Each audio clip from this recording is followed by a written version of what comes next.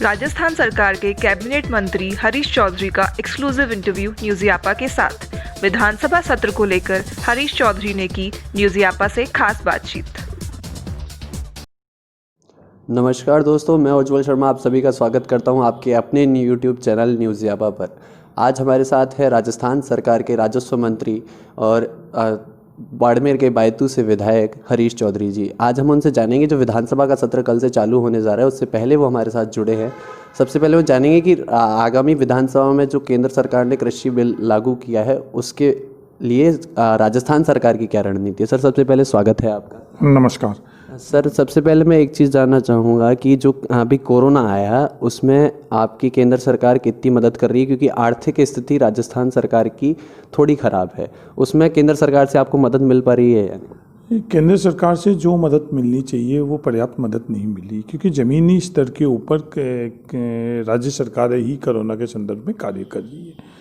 ये एक बिल्कुल ही अलग परिस्थिति थी, तो कुछ अतिरिक्त अगर मदद करती केंद्र सरकार का दायित्व था, पर जो सामान्य जो हम लोगों का खुद का टैक्स के अंदर शेयर था वो भी नहीं दिया। इस कारण वित्तीय मदद को नहीं दूर जो हम लोगों का खुद का हक अधिकार था उसके अंदर भी उन्होंने कटौती करी। ये बड़ा दुर्भाग्यपूर्ण है।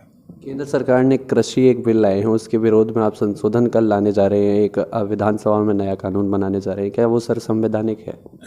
ये तीनों बिल केंद्र सरकार लेकर आई है, चाहे एपीएमसी मंडी के संदर्भ के अंदर लेकर आई है, चाहे ये कॉन्ट्रैक्ट फार्मिंग के संदर्भ में लाई है और स्टॉक लिमिट के लिए लिए है। ये तीनों की तीनों असंवैधानिक है। ये तीनों स्टेट सब्जेक्ट है संविधान के अंदर, पर केंद्र सरकार इन संदर्भ में लेकर आई है। एक तो ये पहलू है। दूसरा ये है कि इससे जो लाभान्वित होने वाला वर्ग, क्या उसको फ़ायदा है या नुकसान है।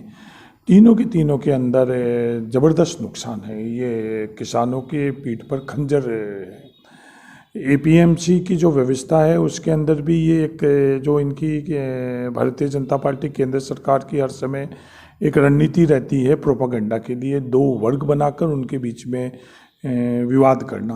वो विवाद आज ये वापस कर रहे हैं अर्थीय के संदर्भ में, पर वो ये भूल गए हैं कि किसान जागरूक है।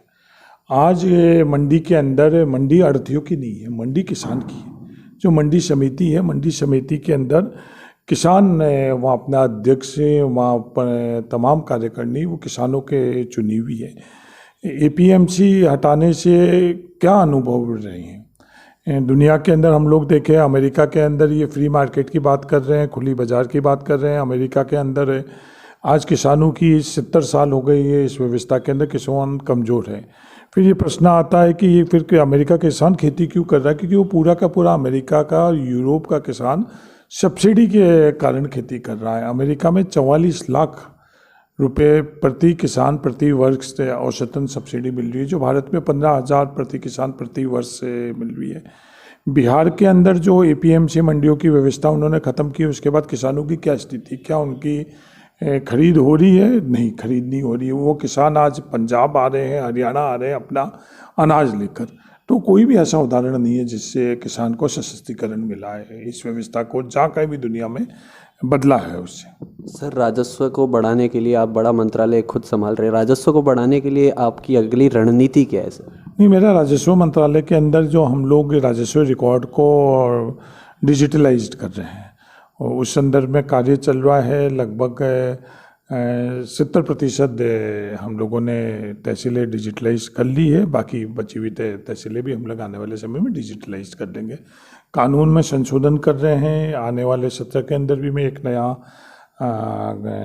एक्ट लेकर आ रहा हूँ, जिसमें कोई भी राजस्थान के अंदर अपना खेल मैदान, इंडोर स्टेडियम, कोई एकेडमी बनाना चाहता है तो उसको कन्वर्जन की ज़मीन करने की आवश्यकता नहीं रहेगी। उस तरह हम लोग आने वाले समय के अंदर कानूनों में संशोधन लेकर आएंगे। सर, आपका बड़ा व्यस्त समय है, आप राजस्थान के लिए दिन रात मेहनत कर रहे हैं और कल से विधानसभा भी शुरू हो रही है। अंतिम सवाल यही रहेगा सर, वर्तमान जो राजस्थान की राजनीति है उसको लेकर आपकी टिप्पणी क्या है? नहीं, वर्तमान में राजस्थान सरकार एक बेहतरीन कार्य कर रहे हैं।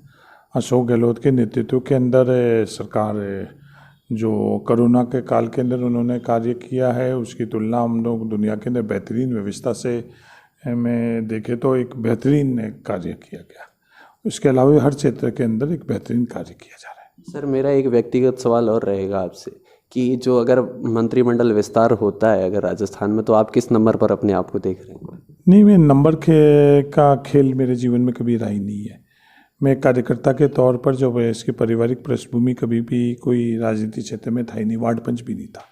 वहाँ से मेरे को छात्र जीवन के अंदर अवसर मिला, मैं कॉलेज का प्रेसिडेंट बना, यूनिवर्सिटी का अध्यक्ष रहा, फिर मैंने लगातार कांग्रेस के संगठन में काम किया। तो ये नंबर गेम मेरे जीवन के अंदर कोई पैमाना ही नहीं है, प्राथमिकता ही नहीं है।